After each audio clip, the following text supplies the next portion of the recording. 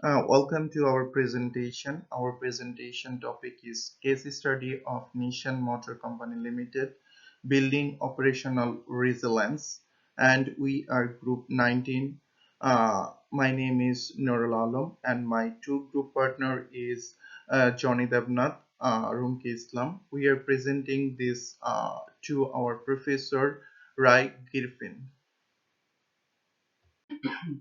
March 11, 2011, a number one of the catastrophic 9 magnitude earthquake happened in coastal area of Japan.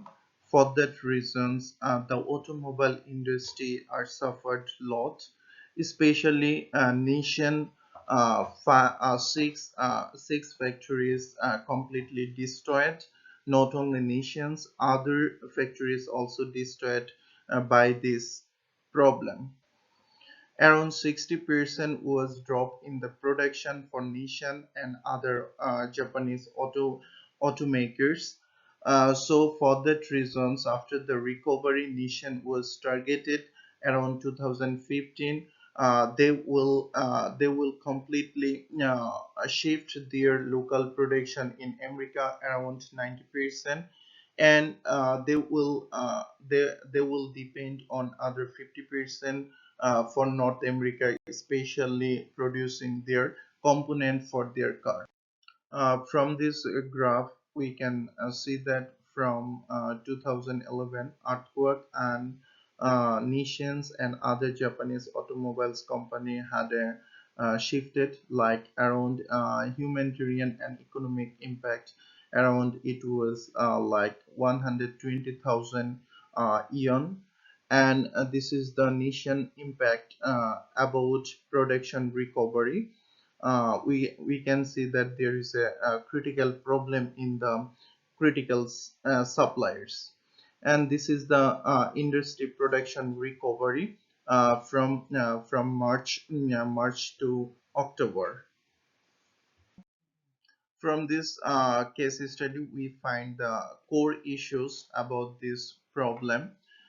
Basically, there was one core issues like disaster preparedness and response, and a second one is supply chain resilience. Third one, risk management culture, global operation coordination, and strategic localization. After the pandemic, what was the potential measures by Nissan's automobiles company? Basically, they take measures like rapid information sharing, prioritizing supply allocation for high margin products, product adjustment, and local decision makers, training and preparedness, production and sourcing. Because of these actions, they got a lot of benefits like for rapid information sharing, they get the benefit to maintain the global reasons and supply and production. For that reasons, they also have to spend a lot of money on high travels, logistics, and they have to spend a lot of time to talk with all over the world supply chains. And for training, they also have to pay a lot of money in training and preparedness, and they also have to production and sourcing. So for that reasons, they have to enhance supply resilience. So for that reasons, they have to give a lot of high upfront cost, risks of quality control. So by these measures, they maintain the potential threat. Except the nation's actions, we can suggest some suggestions like they can also bring supply diversifications and product localizations, real-time supply chain monitoring, risk assessment beyond tier 1, and backup production facilities and warehouse, dedicated disaster recovery fund, and integrated crisis communication platform. So it will brings them shortened time and quick disruption detection and faster response. and ensure continuity and meet demands during disruptions. Immediate recovery and faster response time, real-time coordinations, and decision making. For that reasons, they also have to pay a lot of money, like a higher amount of tech investment, training, and high maintenance and setup, potential utilization, opportunity cost of high, and also development of IT infrastructure, implementation, and training cost. Yes, sir. Thank you, my colleague, Mr. Nurul Alam. After the supply chain disruptions of nations, they take some strategies. These are supply chain mapping, risk scoring model, scenario planning, and stress testing, collaboration with analytics firms, suppliers, self assessments, key risk indicators, regular communication, and inventory and capacity buckets. Map suppliers down to tier 2 and tier 3 to identify vulnerabilities, then score suppliers on geographic and financial risk factors to prioritize, then establish channels for timely information sharing with key suppliers, identify critical components to hold buffers for flexibilities. Nishan's product line strategy. There are some strategies are simplified product line, build to stock and build to order balance, focus on high margin products. There are some strengths are streamlined inventory and manufacturing processes, efficient resource allocation for high demand products. As well, there are limitations. These are reduced flexibility to pivot to alternative models, dependency on especially components in high margin models. For future disruptions, Nissan focused on business continuity planning, enhanced supplier visibility, reduced Japanese components, and localized production.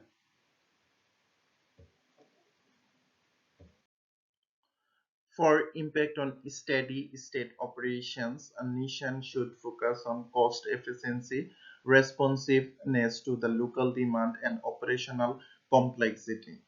So they should focus on 80% impact level of cost efficiency and responsiveness in local demand and operational complexity around 60%.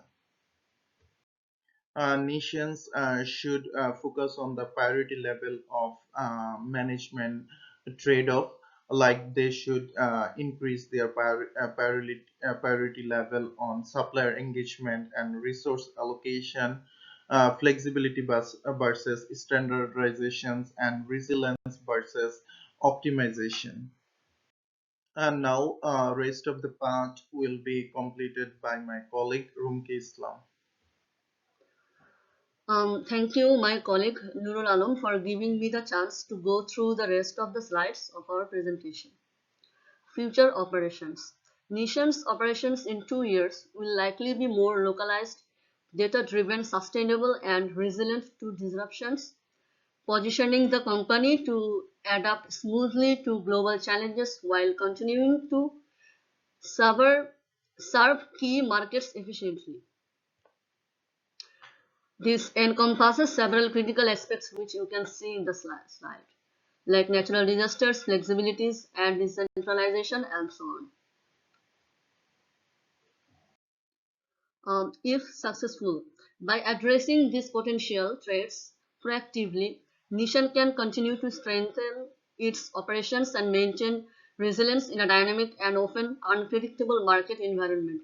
Those are as follows, like supply chain vulnerabilities, technological disruptions, market volatility, regulatory challenges, and so on.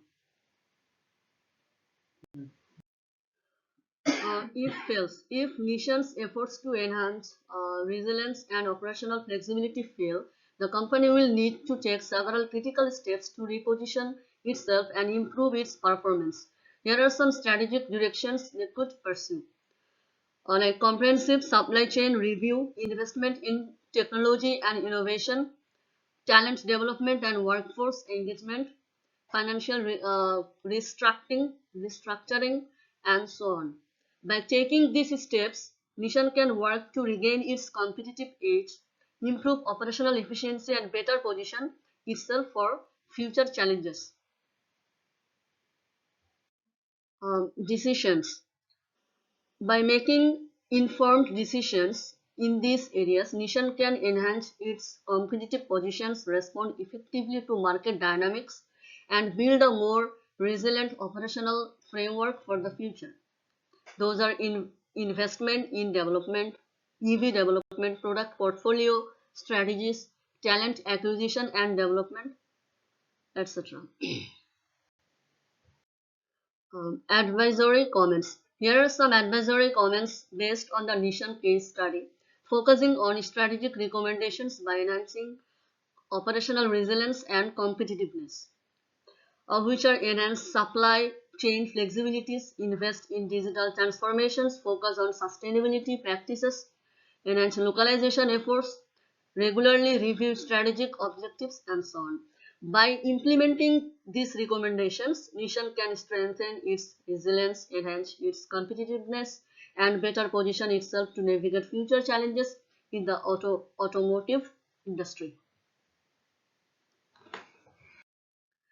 We have tried our level best to explain the case study. We tried to figure out the problems and the solutions as well. Thank you for listening.